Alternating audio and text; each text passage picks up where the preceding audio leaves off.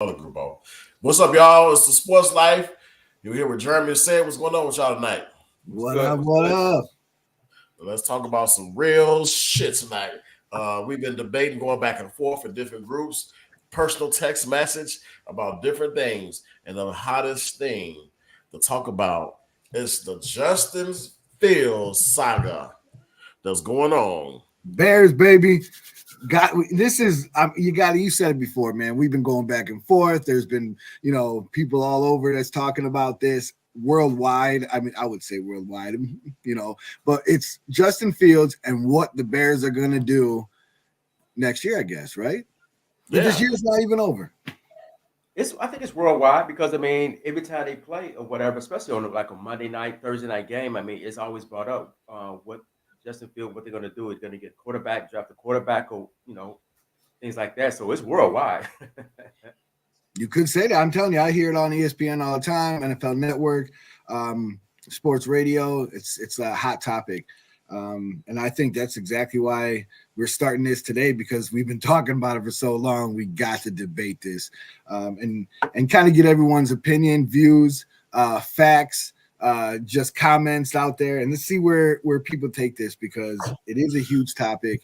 And I'm going to say this first time, I'm on Justin Fields' side. That's where I'm and at. and this was going to be like more like a double team because I know Jonathan he's on the opposite side of that. So you think he got some? So let's get it started. Let's go ahead and kick it off. Let's go. First of all, why? What reason? I keep asking on every goddamn group and every text matches. Why should the Bears stick with Justin Fields? What does he have that says I'm the starter in Chicago? Right off, Jeremy. Well, so I'd like to start off by saying, first off, Justin Fields has shown glimpses, I want to say in the last year and a half, of when you actually do have a good play call. And these receivers, as he's getting more weapons, I say DJ Moore is a weapon. Cole Kmet has came out this year to be a weapon. You still have Mooney, and I'm still undecided. I think he's a slot receiver. I do not think he's a number two. Definitely not a number one.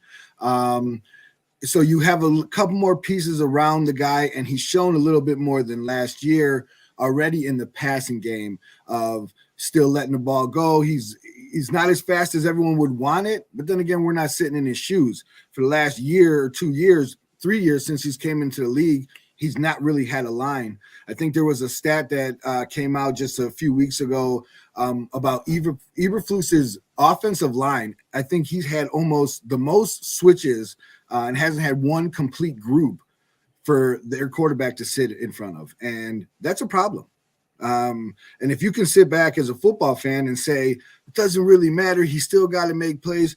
Well, for the last year and a half, if you're constantly getting somebody heat down your neck every single time you're going down to throw that ball, you're going to rethink. You're going to think about this. I believe he has shown glimpses in games against Denver, in games against Detroit, in games even what's up? Denver, the game he lost. Denver, the game he lost. Detroit, the game he lost. Washington, the game that he won. And Minnesota, even at the end, say he had 2 fumbles on him, but he still made that drive. A lot of people want to sit there and say that he didn't make that drive. He made that drive, that last drive. When he first took off over there, I think it was from the 2022, and he made that rollout to the right to the right, and he made that play. I mean, say what you want, but his legs make plays. You put more people around him. You keep on improving that offensive line. You keep improving the weapons around him. This kid can take us to at least the playoffs, and that's my opinion. After 3 I seasons, like to hear said here too. Okay, this with me, I think man, bro, go at it. You know what I'm saying? Because my thing is the glimpses that I seen with Justin Fields, it ain't just from this year; it's from last year as well. Is I wanted to know from people who against Justin Fields what changed. He's doing the same thing. When he was 2 years ago, or a year ago, when he was running, doing all these, making like 100-yard rushes and stuff like that. Oh, he's the next guy. He's the next guy. Then all of a sudden, things changed. People flipped on him for some reason. I don't know why. I think now that he's got weapons, like you said, Jeremy, like he got DJ Moore now. You know what I'm saying? And he's hitting his target. most people are complaining that he's holding the ball too long. But we got to look and see what plays they're calling. He's trying to wait till plays develop. Now, if you start running, he's going to get hit. He don't trust his line. You know what I'm saying? And like you said, he haven't had a consistent line since he's really been here. He's never had a center. He's never had a center. And I will go over tape with anybody that wants to say that he's had a center. He's never had an actual center. Every time that he gets that ball, the ball's either coming up over here, down low. He's coming to get it. He does not have a center. Because Jenkins, even last year, Jenkins wasn't playing last year. And you see what now Jenkins is playing. You see how he's covering. He's not getting attacked as much. You know what I'm saying? Better than Whitehair. We can say it right there. And then take it right here. Before when Fields got hurt, they had Jenkins and the rookie Daniel Wright on the same side. You know what I'm saying? And that's how Tyson was getting. He was able to make a lot of his reads because he had time. Now that Fields came back, they put Jenkins back on the left side. The left side, yep. Put it back on the left side, and he got the rookie on the right side. Rookie with Nate Davis. So now it's all over the place, and I don't like it. It is, and there's no camaraderie. I think what's up? I do this with Hendo all the time, and I think I like to throw a lot of different quarterbacks at him just to kind of get his opinion on where he thinks they're at or what he thinks about them. And a couple that I've been throwing out there to him lately has been like Jalen Hurts and Josh Allen. And I'm not saying that Justin Fields is them, okay? And as of right now, but I don't believe he can't be them or better. And I say that from a point of view, if I've watched these games 2 years ago, Jalen Hurts, before he became who he was, they were almost done with him in Philly. They wanted him out. In that draft, they were talking about drafting a quarterback. They didn't now. They added pieces around him and added another coach. A coach actually took him to the next step with an A.J. Brown, which he throws to a lot. And I understand he has more pieces over there. But one thing that Jalen Hurts has is an unbelievable offensive line. That goes without saying, okay? Then they put the pieces on the defense around him. They gave that man pieces, and they gave him another year. Kind of what we're asking them to do with Fields is they were ready to get rid of Jalen Hurts. And they said, you know what, let's get him more weapons. Let's see what he can do, because if not, then we have another pick. The one argument that people keep using is, well, we need to start over with the quarterback, or we're going to have to pay Justin Fields. And I've been telling Hendo, what does it matter? Every single year there's a quarterback draft, and there's going to be high quarterbacks. And every single year they're going to have money. They're going to have plenty of money to throw at people. So why are we worried about a billionaire's pockets and what money they're going to throw to in 1 or 2 years? We sound kind of dumb as a fan base to sit there and say that we need to reset that. Let me interject here. Justin Fields, 7-26 as a starter. Haven't won shit, right? 7-26 as a starter. But we compare him to all these quarterbacks who have won games. That's first things first. Justin Fields, we blame the O-line. Yeah, the line's been shaky, but Justin Fields has missed receivers. He has missed receivers when he had time in the pocket. All quarterbacks receivers. We're talking about Justin Fields. When you're proving yourself in this league, you can't really afford to have too many open receivers that's missed. That's first things first. Poise in the pocket. When we talk about the quarterbacks in the pocket, even Tyson Bagent, I'm not comparing him because Tyson Bagent is not better than Justin Fields, but he had better poise in the pocket. I'm talking about pocket presence. Justin Fields is a little shaky. Justin Fields has to trust his arm. Justin Fields, when we talk about money, this is the third year. Fourth year, he goes into his contract, right? Gets $6 million. No, it's his third season. Next season, this is third season with the Bears. This is third. The first season, did he pay the whole? I get what you're saying. His contract. Contract wise, his third year. So this is the year they have to decide to pick up that fifth year, or not. My point exactly. So this year you got to decide: is this dude worth $100 million? Now No, you don't. The narrative is fine. You don't have to pick up his fifth year option. You can still franchise tag him in the fifth year if he turns out to be a stud. See, the thing that we always keep doing is we keep throwing out there saying, well, we have to pay him. We don't have to pay this man nothing right now. That's what's good about the rookie contract is we have one more year. And if at the end of this year, if we decide he's shown us enough We give him that 5th-year options. We have 2 years before we have to pay him. Now, y'all making all these excuses for Justin Fields. Offensive line, he don't have this, he don't have that. There's a lot of quarterbacks go through the same thing in this league. We make too many excuses. Watch him develop, because right now 7-26 ain't shit as a starter. All the quarterbacks we talk about coming up, they have wins. They have done something. Justin Fields has done. Coming up, you're not talking about the draft. I know you're not talking about that. You're talking about the draft. This coming draft. I'm gonna tell you one thing. I don't like Caleb Williams, so I'm not a big Caleb Williams fan. I don't think the Bears should dump him. And for Caleb Williams, there's one thing I say about Justin Fields: the clock is ticking as far as contract wise. The last 5 games, he need to have some wins. It looked good in his resume. He need to have some consistency. My problem with Justin Fields is lack of consistency. He has not been consistent. He'll play good one game and be like, damn, what the fuck happened this game? You know, consistency is key. So the last 5 games, we need to see consistency from Justin Fields every game. And he's got to win some games. Like 7-26 as a starter is not saying much. Those losses that ain't completely on him. The defense just got better just recently. Well, he's 7-26 as a starter, 33 games, 7 wins. Everyone's gonna look at the record. I understand that. I think, but what I think the three of us can at least admit is if you just look at a record and you don't watch somebody play, that doesn't tell you a whole story. It only tells you one part of the story, especially in football, because football is a team game.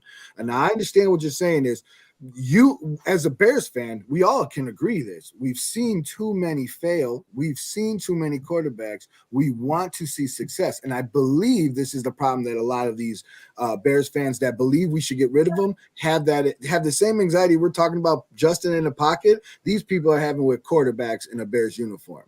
They have too much anxiety. They want to change it right away because something's not right. But instead of, and I've said this before, instead of trying to make the one move that everybody in the NFL thinks is going to happen, or when they're down low, is to get that one guy to make them better. That's not how that happens. Even if we go back and you think about the times and we bring up a Patrick Mahomes was drafted 11th overall. He was brought to a team that was already succeeding. They had pieces around him. They had Alex Smith. He was not going to a team that needed him to do something. You see, and that's the one thing that we always keep getting mixed up is the Bears need the quarterback that they get to do something. That's what they want. And to throw out these names that are coming in this draft to think that these guys are a Patrick Mahomes, you couldn't tell me that because no one knew a Patrick Mahomes was Patrick Mahomes when he came out of the league. Or the Bears drafted him. At Texas Tech. You knew he was good. But you didn't know that he was one of the best ever, that he's proven, which he is, and hands down. But if everyone would have known that this is who Pat Mahomes would have been, he'd have been first overall. We wouldn't have been discussing about Trubisky. Number 2 quarterback behind Deshaun Watson that draft, in my opinion. Okay, even with both of those quarterbacks y'all just mentioned, I mean, Watson and Mahomes, if they ever came to the Bears with the coaching staff that they have, they won't be doing what they're doing right now. I tell you that right now. I disagree. I think Pat Mahomes. I think Pat Mahomes has a certain game that translates. He's a very talented, but I believe because remember, Mitch Trubisky. I say this all the time. Mitch Trubisky made the Pro Bowl as an alternate. He was good enough to be an alternate that year. Okay, now we can't discuss. They did make some moves, and that defense did play very well that season. And Trubisky actually did pretty well that season. So we can't sit here and throw it away. I do think Pat Mahomes would have done well in a Bears uniform. I just, like I said, I don't believe they would have still had the coach there because they still had John Fox there. And John Fox was John Fox at that time. He didn't even really want to coach. So, well, I got a question though. How is Mahomes playing this year? Is he doing like he did the year last? No, not at all. Actually, he's had a very mediocre year. To be very honest with you. Bellamy, and let's say now they say he has no weapons. Well, I thought Nagy was the offensive coordinator. No, so see, here's another thing. Nagy was never an offensive coordinator. I believe Nagy was a offensive, like, what was he, like an offensive coach? He didn't really call plays. I think he called a couple, but Andy Reid was still calling plays. Yeah. So when Nagy left, he gave to Bellamy, and Bellamy took over from Nagy, but Nagy wasn't necessarily calling plays. Andy Reid was still calling plays. Even before Nagy went to the Bears, it was Andy Reid that was calling those plays. I said right now. I'm talking about now. Nagy's calling right now, I would say, but they say he has no weapons. Would you agree with that? But that's my whole thing is that's what I'm saying about Fields. Mahomes was put in a situation that he had everything's already set up, right? And like you said, and he was following behind Alex Smith. So Alex Smith and coaching Andy Reid, which is one of the best coaches in NFL. So, and that's what it is. I mean, you put Fields on a coach with Reid. You'll see every team doesn't have a good coach. Look at Burrow in Cincinnati. The no offensive line got his ass spanked every week. I can't wait to talk about this. Made to the Super Bowl. There's so many excuses with Justin Fields and the 7 wins, and then I see people say he has so much talent, uses full potential. If you have that it factor, you got the it factor. It shows. Regardless if you're losing, you're going to go out there, you're going to light up the scoreboard with stats, yards. Everybody say he can run. Well, you got a running back that can run because so many times a quarterback can take a hit. Justin Fields has not shown anything that says, I'm the Bears quarterback. I'm ready to run the show. Let me tell you what you're seeing from little Tyson Bagent. I'm not a big fan of him. He's not better than Fields, I repeat. But Tyson Bagent knows how to commit offense. He doesn't have the talent. He doesn't have the talent. He doesn't have the arm strength to do something Justin Fields can do. But he knows how to command a team. Justin Fields is clueless. Justin Fields can't. They had no video of that. Justin Fields can't read a defense. Ain't no video. Justin Fields can't read a defense. Y'all sit there talking. He cannot read defense. The reason of that last drive, he was able to connect, which is a good pass. Good pass, DJ Moore. Vikings failed the blitz. They failed the blitz. Now, what does that tell you? But what does that tell you? See, that's what kills me. They didn't forget to blitz. They didn't forget to blitz. They didn't blitz because if he does get past the blitz, he's gone. They couldn't protect him, so they dropped everybody.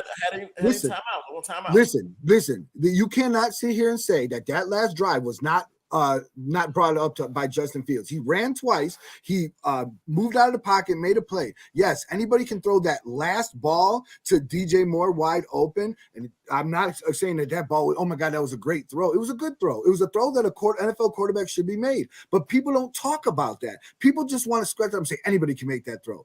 Yeah, anybody can make that throw, but Justin Fields made that throw in that time and made that play. Just like he made the other plays. Don't keep saying that he didn't do nothing. And again, let's go back to do nothing. I don't see excuses. He didn't do shit. Would Tyson Badgett would have done nothing? No. Tyson Badgett don't have the Tyson Badgett would have been able to do that. Ashley says, look, I played in Ohio. The coach restricted him. That's college. This is the pro level. It's You're absolutely right. And this is one thing I will say. These quarterbacks, you can't say nothing in college because Justin Fields shitted on all these quarterbacks coming out of college right now. And then what are you doing in college? He disappeared the well game. Here's the question. Here's the question. Will we be having this conversation if they would have beat Detroit if that rookie wide receiver would have caught that ball? No. We'd have won that game. Oh, he'd have been 8-25. He'd have won that game. But the reason I say that is because there would have been 2 games against our 2 division rivalries, you know what I'm saying? And we would have had a better record right now. But because we lost that game, it takes away from him coming back from his injury, because before he left, he threw like over 300 yards. People forget about that because he had that game against Minnesota, which again is offensive coordinator. Because on the first play of that game, we knew Minnesota is the most blitzing team in the league, and we let a blitz come off of our left side scot-free, no one touches them, and hit Justin. How did we not know that was coming? This is offensive coordinator, and I'm going to go back again. Let's look at the Denver game. Let's look at what he did in that Denver game. He opened up that playbook. He threw down the field. He hit the seams. He made good plays. What happened in that second? What? No. In 3 quarters. And then the 4th quarter, he only threw 1 pass. Now, how is that on Justin Fields? Now, again, I'm going to tell you this. Now, look at that play calling. Now, look at Minnesota's play calling. 2 different play calling. That is on the offensive coordinator. That is not on Justin Fields. So how is it that Basic can come in the fucking coordinator is telling him to audible, but Justin Fields can't? You guys are Justin Fields. Hold on. You can only audible on what the coaches give you to audible in. You can't audible in the Basic got audible him. Are you The serious? offense, he has a playbook, right? It's offense coordinator's playbook. I understand all that. Right? I And understand then that.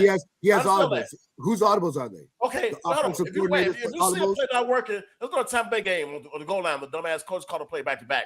As a quarterback, you're on your opponent, you're on your own 1 yard line. Audible the shit. Audible. It's not gonna work. It's You say that.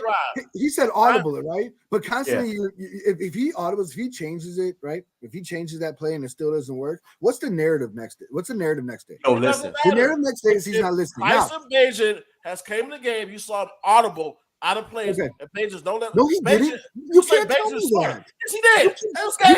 Bagent did. He did. He audible. He audible Everybody into the audible babysat- calls that were made for Everybody him. babysit. Oh, he doesn't have a line. You know, Burrow came in the league, Super Bowl. You keep Cincinnati on comparing. Bengals, You saying no comparing. You offensive comparing. line. And he Hey, got, I'm not gonna changing the squash narrative. this. I'm gonna You squash guys this are right talking now. about the offensive line I'm gonna as squash this excuses. right now. Justin Burrow- Burrow came in the Burrow league. didn't- Don't hold on. say he Burrow got didn't- weapons. Burrow didn't have an offensive line, and Burrow may never make it back to the Super Bowl again. And you can sit here and tell me, he might not even make it back to the playoffs again because they're about to lose Higgins. They're about to lose another piece. They still don't have an offensive line. And Mixon is old. They're going to lose pieces before they gain more pieces. They're only going to have Chase and Burrows. So you can't tell me that Burrows is even going to be as elite as he was. Just like what Cease was saying, Mahomes this year is mediocre. Josh Allen this year is mediocre. And that's people's top 5 quarterbacks. You cannot sit here and tell me that Justin Fields cannot be one of those guys. Maybe not a Pat Mahomes, but he can be a Lamar Jackson. He could be a Josh Allen. 7-26. Keep on saying These guys mediocre playing ball. They're still winning football games. 2-minute drives. They're still winning. Defense. That's why I said. That's why I said defense. 2-minute drive. 2-minute drives. They're driving out. Let me give you an example. Jalen Hurts last week. Buffalo. Josh Allen came. Drove the ball down on field, touchdown. What Jalen Hurts do in overtime? Came back, drove Philly back down the field, touchdown. Those were prime quarterbacks too. 50 yards. You know that, right? He was driving that far. He just gave Philly quarterback all the praises, but when Justin Fields do it, he didn't give oh man, he did that because. Come on, man. Justin Fields, how many times he did it? Wasn't AJ Brown. Jalen Hurts been to the Super Bowl. It wasn't none of them. Huh? It wasn't Smith. It wasn't AJ Brown that helped out Hurst. It was just Hurst. It doesn't matter. It's the quarterback runs the offense. He's commander in chief. He runs it. Go back to Burrow. Like I said, you talk about the future. You just took away the commander in chief from Fields on the last drive. Hold on. You just said it wasn't mean anything. Right. Hold on. Hold on. You go back to Burrow now because this is a Burrow.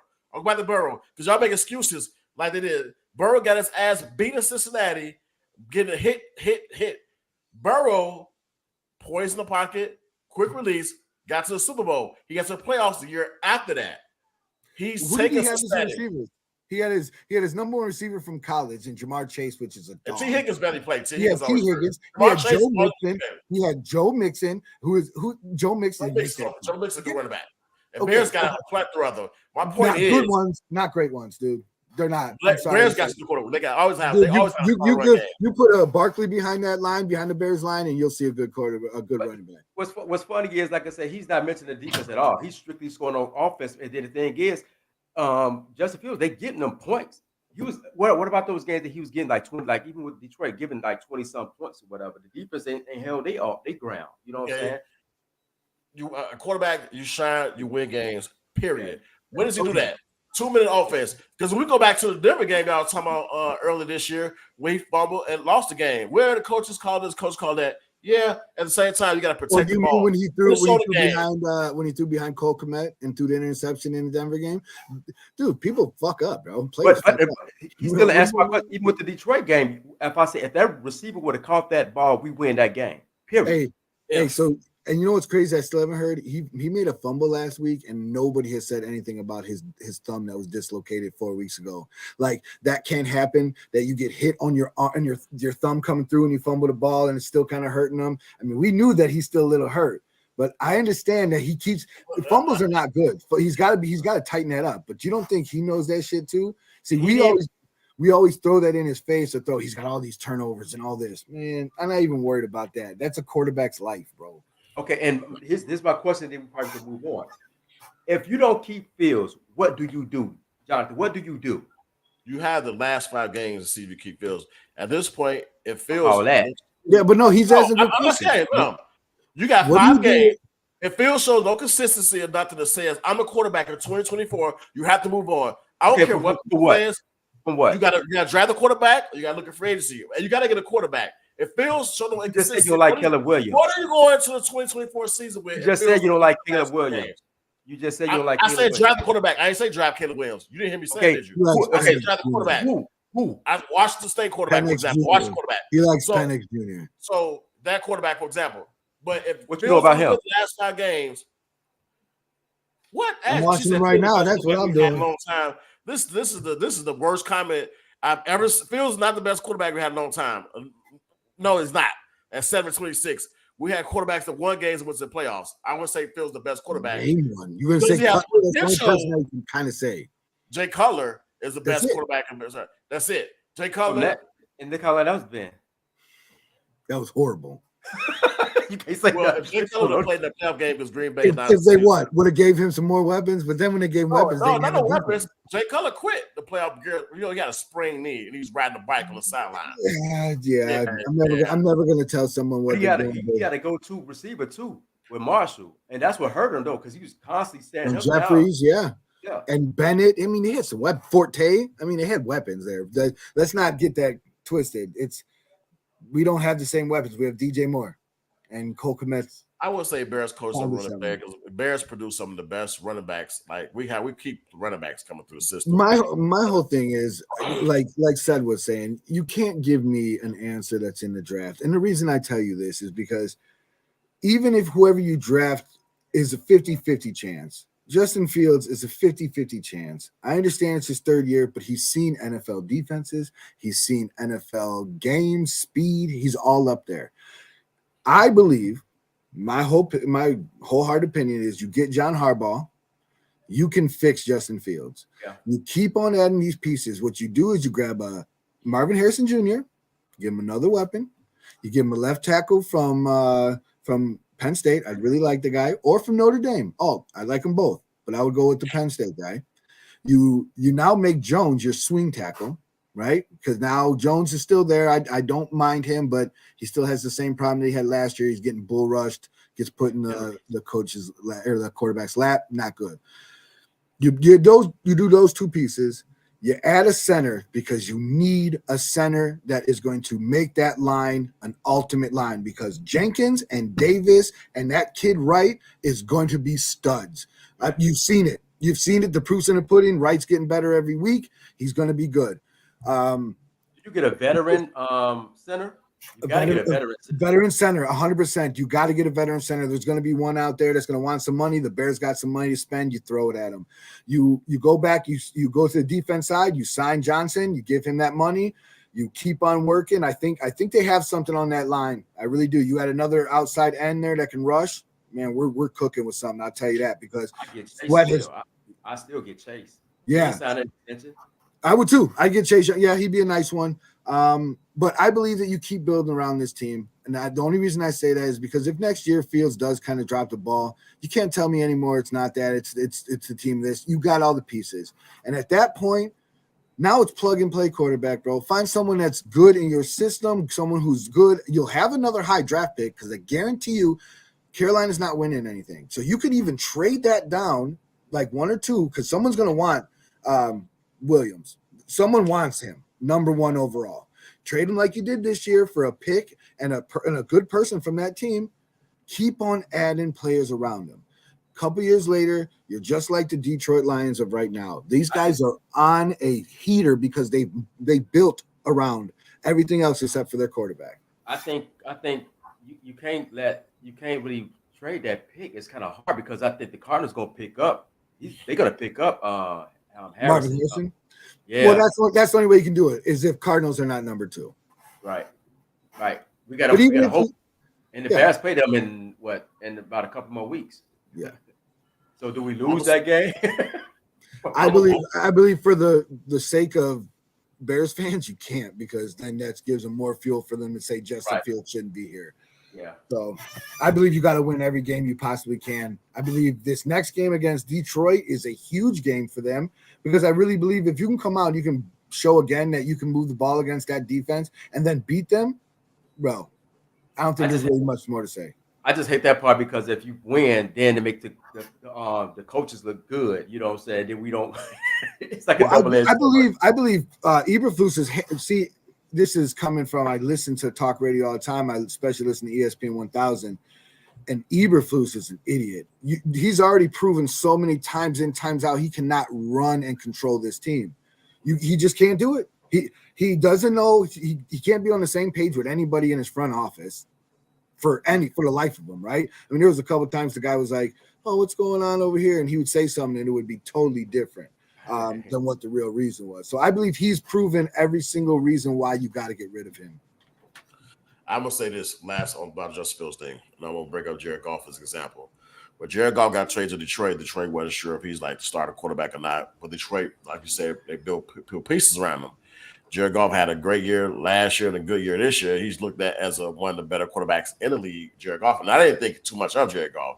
So, what? I said he getting messed up now. Goff looking real bad. Yeah, the last couple of weeks. But the Goff, he's got weapons around him, and no excuses. So I say to Justin Fields for the last 5 weeks. It's kind of a tricky situation. I'm not a Caleb Williams fan, but I'll say this about Justin Fields though. I'm not gonna say he's trash. I gotta say, as I say, he's gotta be consistent. One thing I will say about Justin Fields, though, it is true the coach play calling is it's very fucking shady. Let him play. If he show consistent this 5 weeks, you gotta go with him. I don't believe in Caleb Williams and his fucking napping with his damn dog like a little bitch. I don't really believe in Caleb Williams. He would die in Chicago. Chicago fans will murder him. Yeah. No, he can't come here. I don't want Caleb Williams. I will say this though. And this might go further. I think that Justin Fields will be better than Lamar Jackson. Lamar Jackson is overrated to me. I think Justin Fields will be a better passer than Lamar Jackson. That's an MVP. Lamar Jackson, MVP with his legs. Lamar Jackson's still not accurate, but Baltimore Ravens always had a great defense. Always had a great defense with Lamar Jackson. His hand, man. This is what I'm saying. Lamar Jackson is overrated. I'm saying Justin Fields will be a better passer than Lamar Jackson, will be better than the Cam Newton. I will say that. What he needs to do these last 5 weeks is show consistency. I was going to put up the first drive of the Detroit game, I forgot, and show this is how you run the offense with Justin Fields. Yeah. Now, right now, like y'all said, once y'all miss hardball, Bears need to decide for Justin Fields, he got to figure out his head. I'm going to fucking ball out these last 5 weeks. I don't give a fuck. Bears got to decide, I'm going to bring hardball along and put an offense around him. Because these are important key factors because that year 4, you got to pick up some contract, got to pay more money. It's not a big deal. But then again, there's only one quarterback in the draft. I see that. I would like to see it, and that's my homie from Washington. But I'm not really too fond about like the Caleb Williams thing, who's been trash. I would say trash, but been very like. What's the other guy? May? I think that's another name. May, yeah. He's been like very satisfactory. Like they're not people like, oh, you bring him in, he's gonna be better than Justin Fields. Bo Nix is older than Justin Fields. Bo Nix is older. One thing for Justin Fields, I would say, I want to talk about the offensive line. I would say the offensive coordinators he's had when he came in here. You know what I'm saying? So that's another thing. Except have more confidence. When I say poison the pocket, I know those games he missed. If you see him in the pocket right now, then before he throws the ball away a lot. He doesn't take too many sacks. He get rid of the ball and throw the ball away. You see a different Justin Fields now. I'm more interested to see him these last 5 weeks, regardless of what the line look like. He appears to be slightly smarter than before when he got hurt, when he took all those hits. He's sliding. He's not fucking trying to like lower his shoulder and take a hit. He's sliding.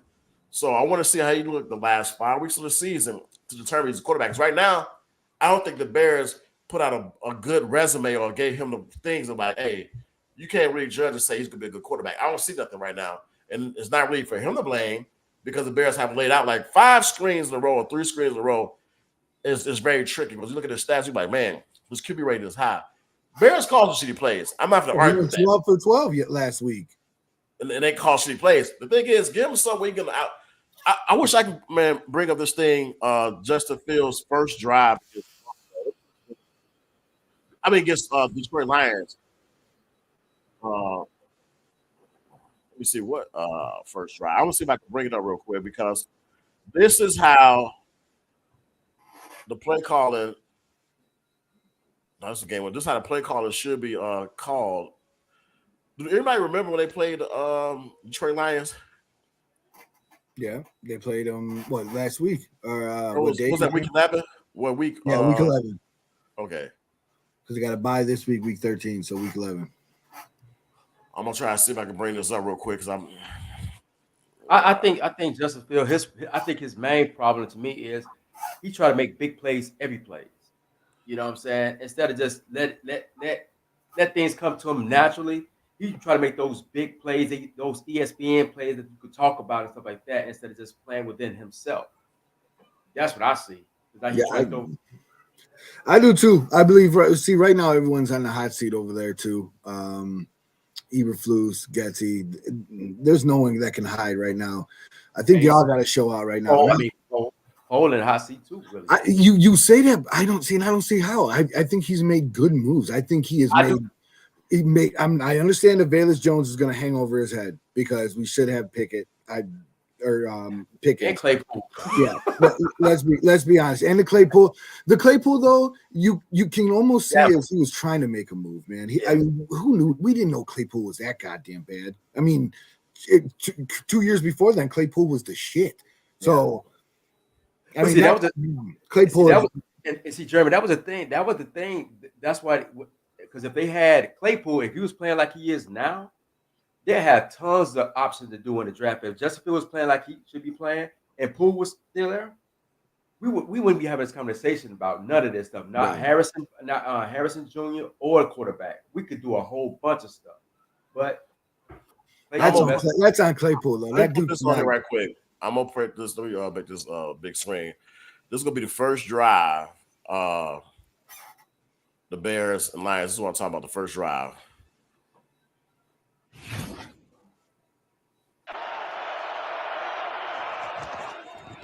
And Justin Fields on the RPO pulls it, runs it, and slides down.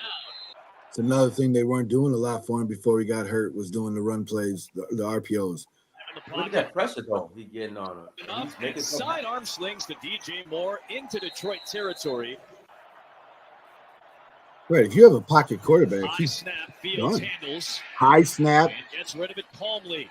This is Cole Kmet, the tight end, who's in the best stretch of his career. I mean, I know it's kind of sloppy, but he had to get rid of that ball fast. Roll to the left, coming back to the right, and that is a special throw. He got on him though, man. It's still for Equanimous St. Brown. No protection. A fake to Herbert. Got a lot of Good job by Tyler Scott to get Hutchinson out of the way. Come on, bro. You got to give it to him, man. Slides inside the 5 for first down. You're going to see that every time if you're an official. First and goal. Give it to Foreman. And Foreman's not playing either. Get him out of the pocket. Like that play calling. They went down the field. He was able to go. He got legs, go in the pocket, step in the pocket. That's what Bears need to do. Get him out of the pocket sometimes. Now they try to make him a pocket. But the thing is, he's not a pocket passer. He's not going to sit there and dance like a Tom Brady. And no. And that's a problem with a lot of scrambling quarterbacks is that in the league is that people try to make them a pocket passer and they're not. That's why Lamar Jackson, even though I'm not a big fan of Lamar Jackson, that's why he succeeded because Baltimore let him be him. Baltimore don't make Lamar Jackson sit in the damn pockets. Lamar Jackson's running every damn week. The people that got hurt, they try to make a pocket pass like the Robert Griffin. They even try to make Colin Kaepernick, and she's trash. But Cam Newton. Cam Newton especially. Cam Newton, a big dude that are hurt linebackers when he run and try to make him a pocket passer. And they're just not. Like Justin Fields, like you say, he steps in the pocket, he's got a gap. Run. Don't listen to Bears, Steelers got a field. If you got a gap to run, he's got like what, 4.340 speed? 4.40? Take off and run. And that's what he should be doing the last 5 weeks. We saw that drive. You know, the lineman, he got pressure, but he had poise in the pocket. That's what I'm saying. His poise in the pocket. Before that, he was in the pocket, hold on to the ball, and take a sack. Now his head's down the field. He's taking off running. That's what Justin Fields need to see for the rest of the season. Yeah, and they lose. Even if they lose, if you see Justin Fields looking solid, I'm confident to say, hey, take that guy with me until the 4th season.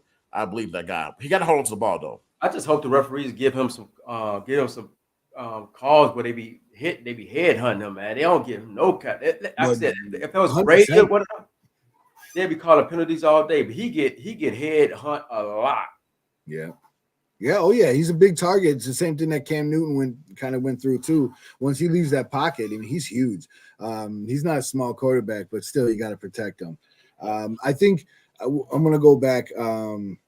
I really think so. You're saying if Justin Fields can improve. Now, here's the problem that I'm having, because before the season started, I think a lot of fans said, and a lot of them, what I heard was, we don't care. The Bears are going to only win 6 games this year. They're not good. But as long as we see Justin Fields improve, then we're fine. The problem that I hear now is that's not good enough for some Bears fans. Now we got to let him go because he's not good enough. But if you ask me, has Justin Fields improved from last year? I'm going to tell you absolutely.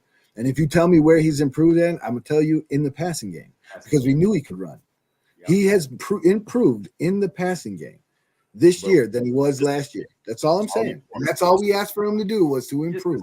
He missed those 4 games, so they kind of threw a lot of things off, because before he got hurt, he was playing good. He was actually, top 5 hurt was the best thing to happen, because he has a better presence in the pocket than before. He was still so everything you say is, I feel like you're for him too. I don't feel like you're against. I'm just like, don't use him as an excuse. He can still ball. And I'm saying those 4 games he missed was the best thing that happened to him, because he has a bit of a pocket presence. Now, I ain't gonna lie, during the game against Minnesota, I was fuming at the fucking play calling. Fuming at the screens like they're trying to set him up to fail. That's one thing that's the one game I can say. 80% of his passes were screens. And that's my problem. What the fuck are you doing, Bears? Like, this is crazy. Now, this was make me. I didn't use line as an excuse until none of that. But this play calling is absolutely fucking outrageous.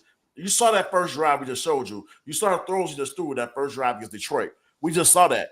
Why we can't do that against Minnesota? They don't have a top-notch defense. Yes, they blitz every down. Who gives a damn? Their defense not that. Like, let him play. Last 5 weeks. The play calling, what you go this game forward, the next 5 weeks, if you see them calling bullshit plays, they're actually trying to tank for the draft. If they bring Caleb Williams in here, I'm sorry, he ain't gonna be good. I'm gonna call that right now. I'm not a fan of Caleb Williams. Please, people, stop with the Caleb Williams talk. He will not be good in the league. He needs to stay another year to fucking wear some draws, because he got on panties right now. He's not ready for this. I think with Justin Fields, I mean, yeah, him missing those 4 games, it was like a double-edged sword, because the first 2 games that Tyson played, everybody like, well, we could do without Fields, because people were saying that, you know what I'm saying? Because I was saying it at first, I was like, damn, what's the difference? You know what I'm saying? But then reality was they didn't have no film on dude. Then they start picking up, okay, this is what he do. This is what he do good. This is what he can't do. And they start pressing him. And then he started looking like a third string quarterback more than the second string. You know what? Actually, they know he can throw. They let the little score down. But they figured that out later. The Saints game, the second half, he has some good passes, but he got the arm to make it. They start picking it off. He don't have the arm strength, but he's very good in those mid routes. Even picking up the blitz, he can read the defense. He don't have the arm strength whatsoever, though. He'll be a career backup. He'll never be a starter anywhere. He'll be a career backup. He's smart, but he don't have the arm strength. But I love his story. I love the whole, he puts in the work. He's worked his ass off to be here, and I love it. I will never say again, man, I hope he's a backup quarterback for the Bears for a long time. But I will never let that man start that. Dude, forget that. Because he put on his helmet like he about to play. I'm like, what the hell are you doing? Hey, real quick, let's move along to this. What are the Bulls doing with Zack LaVine? Zach, they need to cut him. I'm sorry. I'd cut his ass. I can't stand him. I couldn't stand him from when they signed him to this big contract. He hasn't proven anything for the Bulls. He's doing nothing for them. And I'm not going to lie, this last game against Milwaukee, I could care less if Zack LaVine plays again. I'm with you on that, because I think we all on the same page. Because let me tell you something. Fuck Zack LaVine, little light skinned ass, act like a little bitch. He had 50 points. Ooh, he got 50 and had no assists that one game. Dude, or rebounds. Or no rebounds. Damn. He had nothing but points. His trade value is what? Like, people not breaking down the door to trade for him. Oh, they don't even want him. And it probably has nothing to do with his skill. That contract is bullshit. Nobody wants to pick that up. Come on now. No. It's horseshit. And then to be honest with you, the Bulls did this to themselves. Who in their right mind thought bringing back these same guys was going to do anything for us? It just makes no sense. You bought in Carter. You thought that, and he doesn't even start. And you put him on the bench, and you have nothing. That offense gets stagnant. They look around. P. Williams. I'm so sick and tired of hearing about this, okay? P. Williams, he might be good, right? But please, stop fucking using the excuse of DeMar DeRozan has the ball and Zach LaVine. If you're as good as they say you are, Williams, take that ball and put it in the fucking basket, but you can't. You can't shoot. You can barely play fucking offense. You play defense, but if you can't play offense, we don't need you. I mean, I don't know. I would say he can put the ball on the back when you got Zack and you got DeMar DeRozan and then you got Booch. Ain't enough balls to go around. Hold on. Oh. See that? I understand. But when you do get a chance, you got to make the buckets. The guy goes 0 for 4, 0 for 3. You look on his stat line. He's got 3 points, 1 for 11, and he's played 38 minutes. Right. No, he ain't playing no 38 minutes. He never played 38 minutes. He averaged 27 minutes. He's 28 minutes. You're talking about Williams? Now he's averaging because he can score. But in the beginning of the year, he was averaging 35, 34 minutes a game. He was started their rotation. He was put in. But he cannot score, and that's his problem. He's not consistent. I just don't think when you got three guys, and then you got White got to put up his points too. So I mean, we got 4 players on the floor. And you want him to score? How much you want him? What you want him to average? He's supposed to be that guy. Said. I'm asking. What he's supposed to average with those 4 players on the floor? I need him in it's his 4th year, correct, or 3rd year? This is 4th. I need him to take over. I need him to stop. He is not a rookie anymore. He is a vet. And for him to keep sitting there saying that, well, the ball's not going around. You want to get paid. He came out and said, I want to get paid $20 million a year. I want to be paid. How can you have that same feeling of this is what I should be paid, but on the court you don't have that same dog in you to say I'm going to get mine? How much he should average with the 4 people on those 4 guys on the floor? How much you think he should be averaging? 15. He is a shooter. He's a spot-up shooter. 15. Averages and see who I'm telling you, he should be averaging 15 in his 4th year. He should be averaging 15 points. Okay, if he's supposed to average 15, that means he got to take at least 10, 20 shots. He's got to make shots. Said no, I'm just saying, but he can take 11 and get there. He's got to make shots. It doesn't matter how many shots. 11 for 11.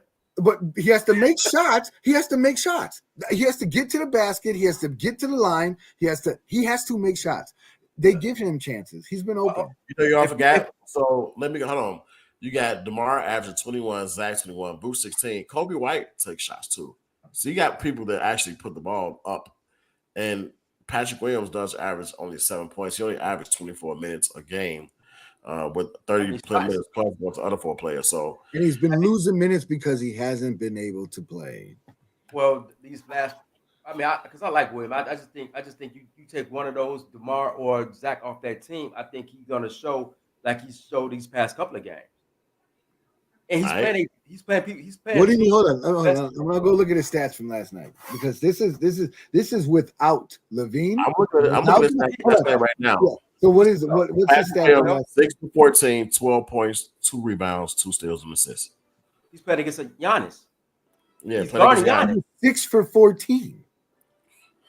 He played 36 minutes, so he's got Giannis. What's his 3-point? He was remember he's supposed to be a 3-point shooter too, a big 3-point shooter. What's his 3-point shooting? He was 0 for 4 from 3-point line. 0 for 4. We brought him in. We picked him to be a star. I understand what you guys are saying that he's been kind of covered, but he hasn't proven that he could be a star. And when he does get those chances, he shits the bed. I understand that you say Greek freak, yes, great player, but you still got to have to show that you're a player too. And he hasn't shown it when he's gotten the chance. That's my big problem with the Bulls.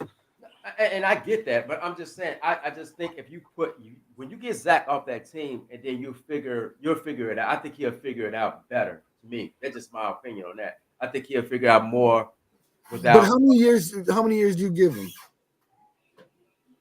I give him. We can find out this year. Yeah. if Zack is gone, I mean, you'll find out real soon. Right. So if this year he comes out and he's still mediocre at the best, I mean, I think proof's in the pudding. He's not as good as what we want him to be. I'm not saying that he can't be better. Actually, I am. I honestly have seen 4 years out of him. I've seen other people in this league make names with bigger people in front of them. Maury Marketing, for example, he went, let the Bulls. Look what he did. Look what he's doing in Utah. That man is a scoring machine. But his situation is different. His thing, because I mean, what he went to Cleveland, he wasn't playing like he is in Utah. He's in a different situation. Utah, he's asked to be the man. And the Bulls, Patrick Williams is not asked to be the man. He asked to do like the little things or whatever. You know what I'm saying? He's like the third option.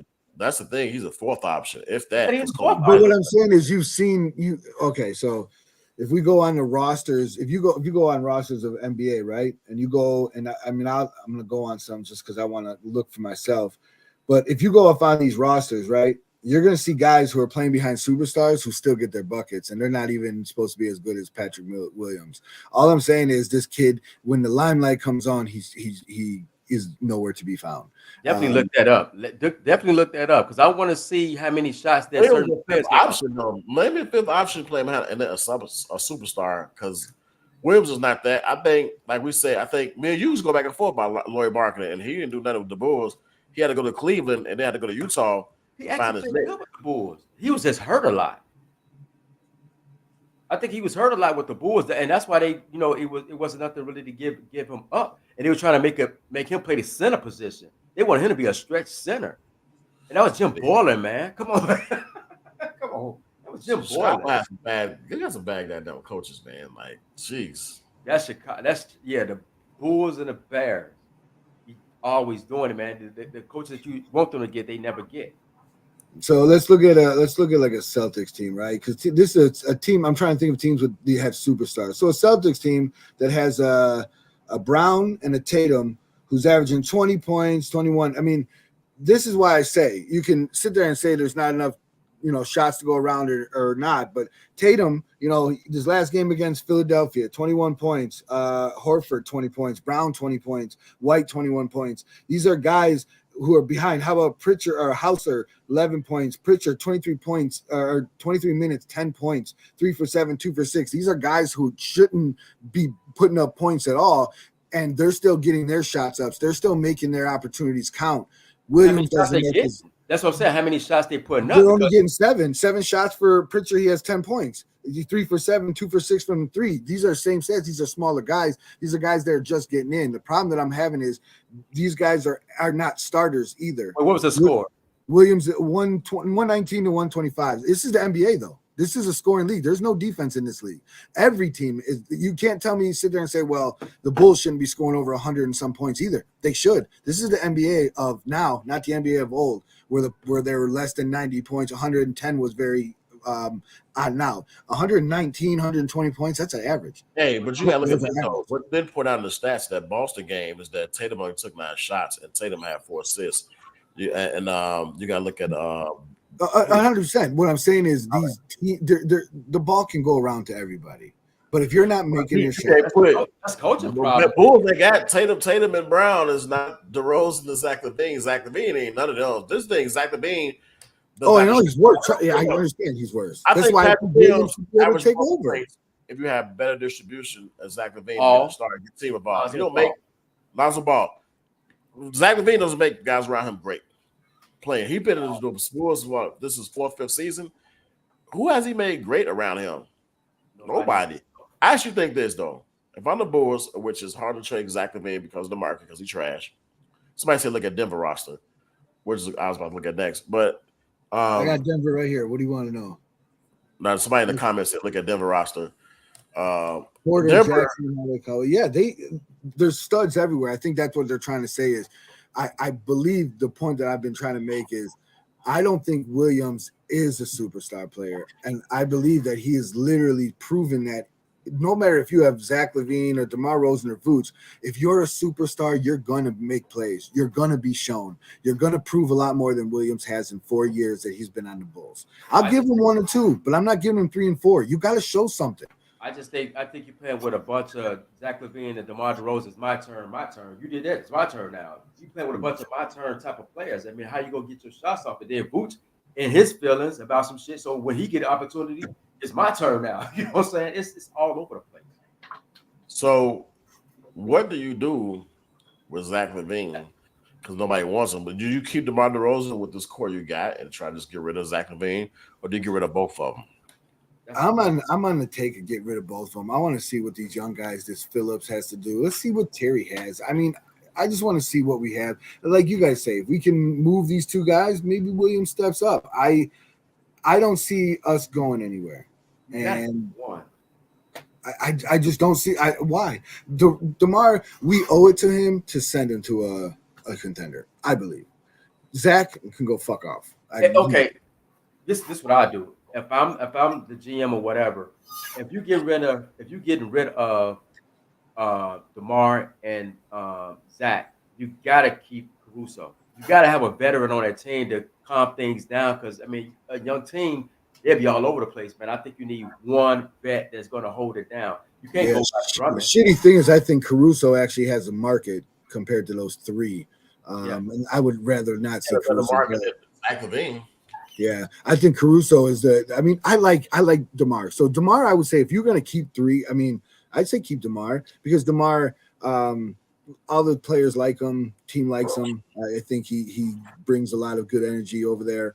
I think Caruso is going to be gone only because I think he's a commodity. I think people are going to want him. Zach LaVine, unfortunately, I believe we're going to trade him because he's just a bad seed. I think the only way you gonna get rid of Zach LaVine, you gotta pair him, you gotta put in like a Caruso if you want to get something, really something for him. I think they should try to push him for Zion Williamson. That's the last thing I heard that rumor.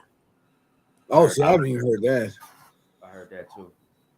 But would you be okay with a Williams and LaVine to a team as a package deal? If a team looked at you and said, listen, we'll take LaVine off your hands, but we like P. Williams. I mean, we're going to give you some things back. We're going to give you more than what you would get for just Zach by himself. So if you were able to get a protected top 5 pick this year, next year, because I don't know necessarily how that works in NBA. NBA is so weird. You can trade. Because I heard the draft is trash this year for basketball. Yeah, I did. I heard the same thing. So if you can get a protected top 5 next 2 years, and a young player, I'd take it. I don't think you need much. I mean, with Zach, because I like to trade with the Lakers was offering, or well, not offering, but the rumor was going out. Austin Reeves and was it Raul? What's his name? Yeah. Rua, whatever. Yeah. From Gonzaga. I know what you're talking about. Yeah. You give me him, you give me those two, and you give me Hayes, like that center. I'm cool with that. Or you give me Bamba. I'm cool with that. You ain't got to give me no draft pick because the draft is like trash. Right. But you give me those three, I'm good with that. So then you can easily put it. Well, the Lakers have no draft picks. I think 2027. 29. Yeah, 29. No, I think Sed's right. I think it's 2029. Yeah. I think that's crazy. That's too much. I wouldn't want to pick then. But you got to think about it. The Bulls got a bunch of young players. So even if you can't get too many people because very true. You still got players on the team that need to get some play. Like Ayo. I think Ayo is better than what he's shown this year. Like last game. Yeah, what? 14. 6? That rookie Phillips, let him work, man. I really want to see that. That guy's got some bounce. I mean, I just want to see him play just to see what he can do. Terry, I'm not too fond of Terry. Me neither. I think maybe let these guys play. You look at other teams like the Houston Rockets right now, how they build and everything. When you look at teams like the Denver Nuggets, they are right now, they've got a couple of pieces. OKC especially. OKC is a great example. Like, I didn't know they were doing this well, and I didn't know Orlando Magic record was that damn good. So that's one team I had to pay attention to 2 nights ago. I'm gonna look at their standards record. I'm like, dude, no. Wendell Carter has been very good for Orlando. He's still hurt most of the time too, but he's done really well for them. Orlando Magic is 14-5, bro. second best record in the Eastern Conference. That's insane. Oklahoma City Thunder is 12-6, third best record in the West. You got to stop letting these young players play and see what you got. Because right now, the teams that we look at that's supposed to be dominant, Golden State is 9-10. Lakers 11-9. They're like at the bottom half of it. You know, Atlanta's Lakers are not dominant anymore. They're like, I'm sorry, but LeBron is not LeBron. That guy is. Well, you know, people take Lakers to like do all these, you know, the LeBron fans. This is LeBron, and I understand that he's going to go down as one of the greatest. But I just think he's still doing this at 40. But it's such a different NBA, and I'll never succeed to somebody or concede to somebody who says that you know, it's the same. That's why he's the best. This is a different era of basketball. There's no defense in this era of basketball. It's just not. I watched him last night against OKC. Okay, so yeah. He was tired as hell with those young guys. He cannot keep up. That Shea guy, that man, he is a baller. I didn't know too much about him. OKC? Yes. Dude, okay, yes. So LeBron was so tired last night. On the one play, he had drove to the bucket. You know, he shot a three. He drove trying to save it and threw it back inbounds. He was on the sideline, bent over while OKC was on a break. He can't keep up with these young guys, man. OKC was they ran him out of the gym. He was trying to guard Shea, and he was just giving LeBron the business last night. But wait, no, that's why I was telling a lot of people. I said these young guys. That's why you gotta let the young guys play with the Bulls. You gotta let the young guys play. These young guys do not give a about LeBron, these big names, Curry's. They bringing it to them every night. You know what I'm saying? So that's why you gotta let the young guys play, and they want to play. They're not trying to team up with nobody because all like the Shades, he signed OKC. He signed an extended contract. Yeah. Dude, Minnesota, Anthony Edwards signed and extended. They're not trying to play with each other. They're trying to play against. They want the competition. They don't want to play. They don't want to team up with nobody. It ain't. That's over with now. Yeah, 100%. I believe so. I believe there's so much, hype around that, the building teams and the big threes, that you're absolutely right. People would rather just do it through the draft and build a team and see what they can do.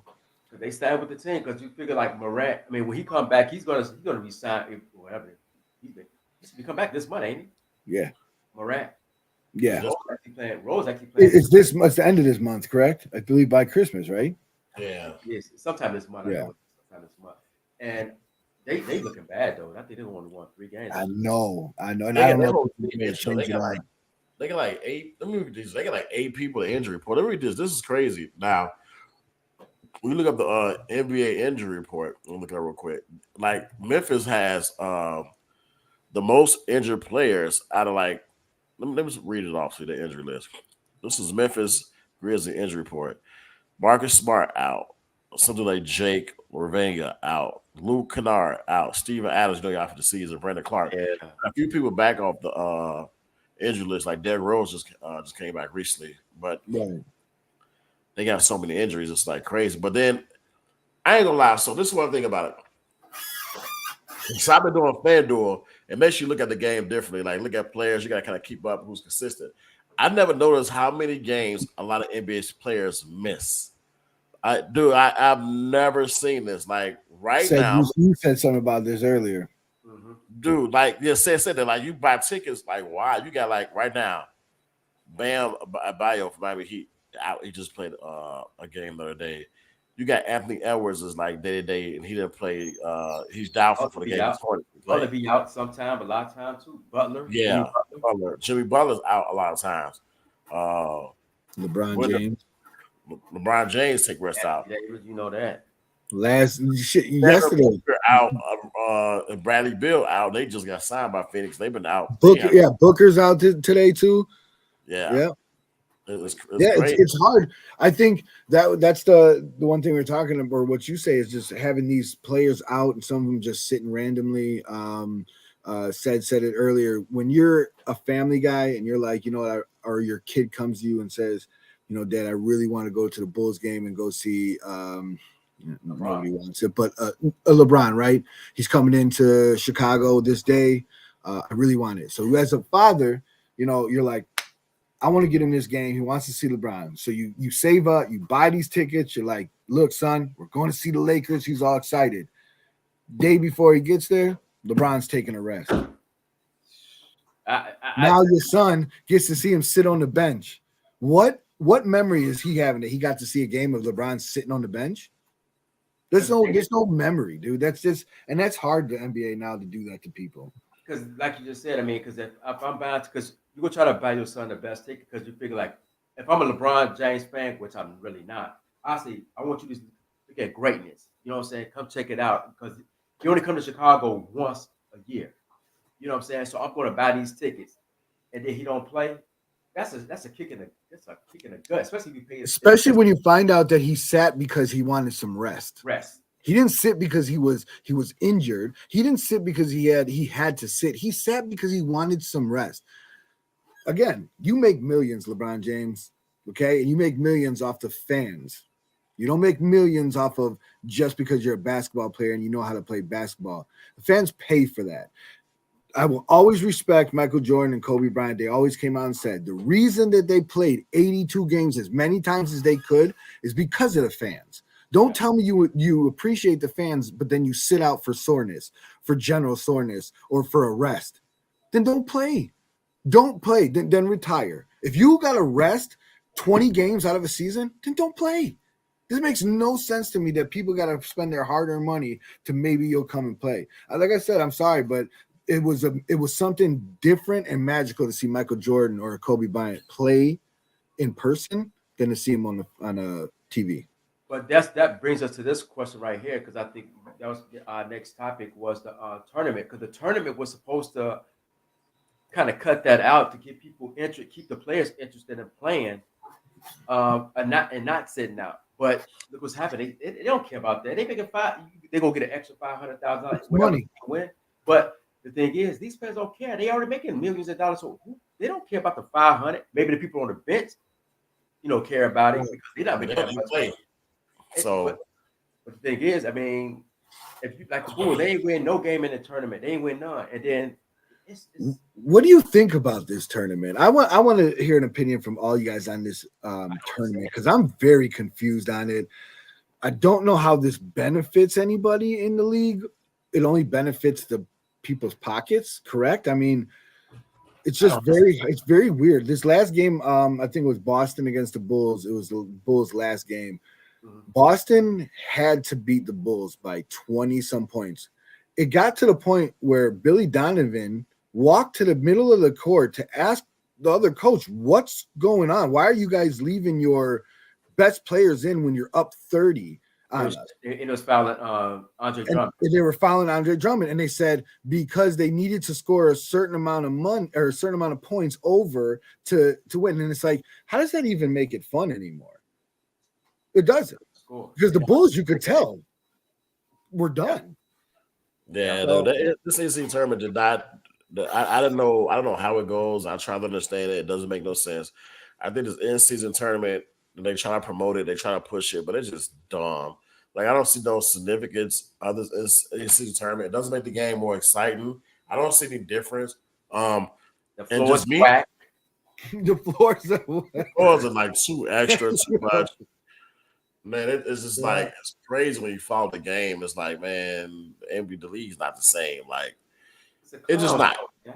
It's a clown show. I mean, the Bulls, I can't even watch that. That raid be killing my eyes, man. I can't even watch it. I don't even watch it, man. Yeah, you're absolutely right. It's a show. I mean, they're going back to this year. All-Star is going to be East versus West again. And I believe that's how it always should be. This draft that we're having the last couple of years. That's stupid. Yeah, I just think that's dumb. Be drafting the team. Look, the NBA coddle their players too much and kind of do too much catering.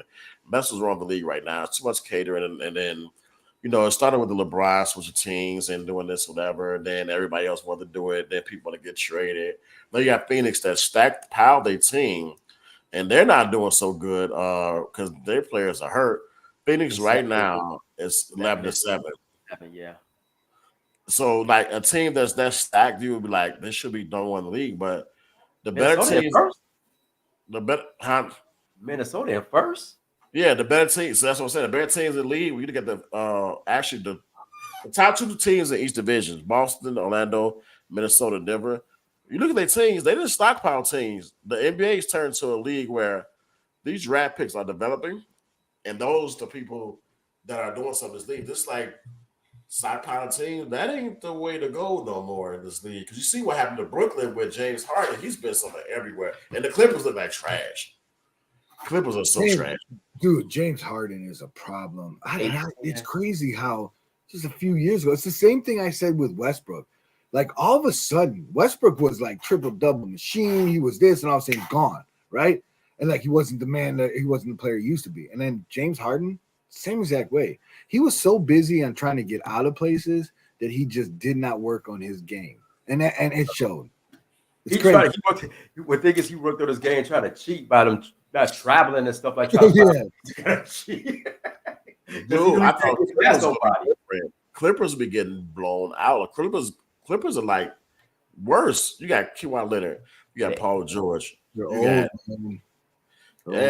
Harden, and you're just not cutting, dude. They have issues staying in the game, and that's why I got respect for teams like the Sacramento Kings too. They build their players as the people that they drafted, man. Even the Indiana Pacers right now, like the NBA just like turned to a different league. Pacers, I mean, they 7th in the league, they 9-8, but the teams that they started off good. They did start off good, and I don't know what the hell happened. Unfortunately, I see it as Celtics from the East and either Denver or Phoenix from the West. That's my picks right now, and I still believe it's going to be Denver and Celtics. Just that's because that's how the NBA goes. The NBA pretty much these top runners at the end there, they pretty much make it to the end. And it doesn't matter what people's doing right now. It's right at the end of that season. Whoever's really hot, the Denvers, the Golden States, the Bostons, the Miamis, those are the teams that are battling it out. Yeah, I'm looking at the standings now. I mean, it's garbage. I mean, you got Philadelphia up there, right? I mean, there's some teams, but 12-7. 12-7. New York 12-7. The Heat 11-8. And I thought the Knicks were going to be a lot better this year too. Dude, Knicks are like so disappointing too as well, man. So, Thibodeau, he just ain't got the right players, man. I mean, they don't want to play no defense, and that's what he all about, a defense. Well, then Zach LaVine ain't going there. Right. But that's one of the team on the list that he wanted to go. Yeah. I know they talked about it before the season about him going there. I actually like that bait. It was like RJ Barrett, and a couple other people. I'd have took that. But like I said, I think right now the Bulls are Dennis Green, who we thought they were. They're the same old shit. They're not going anywhere. And that's if you trade when they trade Zack, I don't think people are gonna be upset because they're gonna figure like we got juked or whatever, because we're not gonna get what people think he's worth. We're not gonna get that. We're gonna get a bunch of second tier, third tier type players, which that's what he is really. Yeah. In reality, it's a third tier because he can't go to no other. He go to the Lakers. He ain't gonna be the third. He gonna be third option. You know what I'm saying? Yeah, 100%. Unless he go to Detroit, he'd be number one. I would take a couple guys off Detroit. They got a lot of young talent over there. I know they're not doing as well as they should, but they do got some talent over there. They got issues over there. I guess the rookie or Ivy. Yeah, or Ivy. Yeah. He want to get traded. He's good. I like him. I always liked him coming out of college though, so that's probably where my bias with him is. I do like him. Eat up Zach LaVine's thirsty his contract. That's the part that's just hard to give. That's the hard part. Award Zach LaVine another score, but they don't value him as high. So that's the thing to look at. Stay tuned to see what the Bulls do with him, because you got the December 15th when free agents can be traded.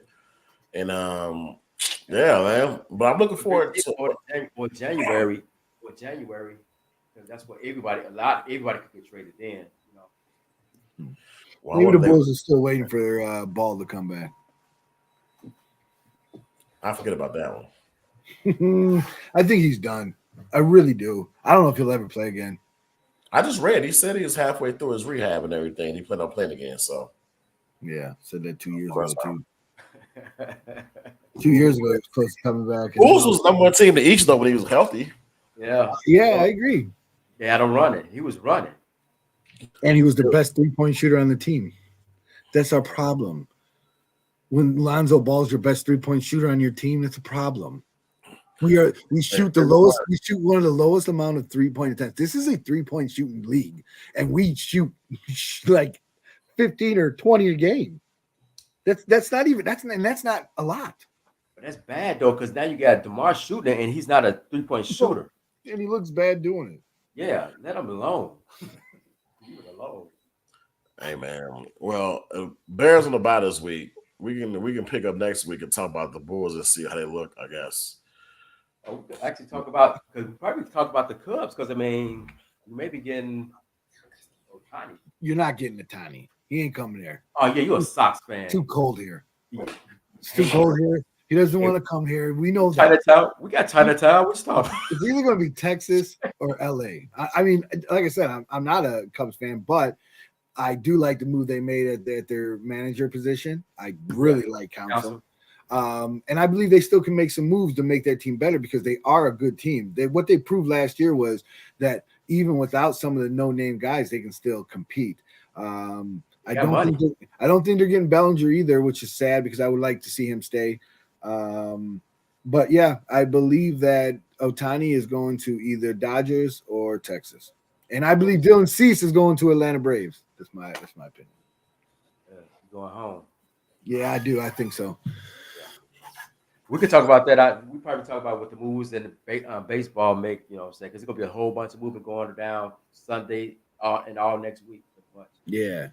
We talk about that. We talk more about NFL. I think, which is crazy right now to think about this, but with the way that the NFL kind of adds these extra games or as the extra teams in that can make the playoffs, it's kind of crazy to see the wild card, to see some of these teams that are right there with each other, who's still in the hunt that, I mean, shouldn't be, but still in the hunt. And that's even Bears.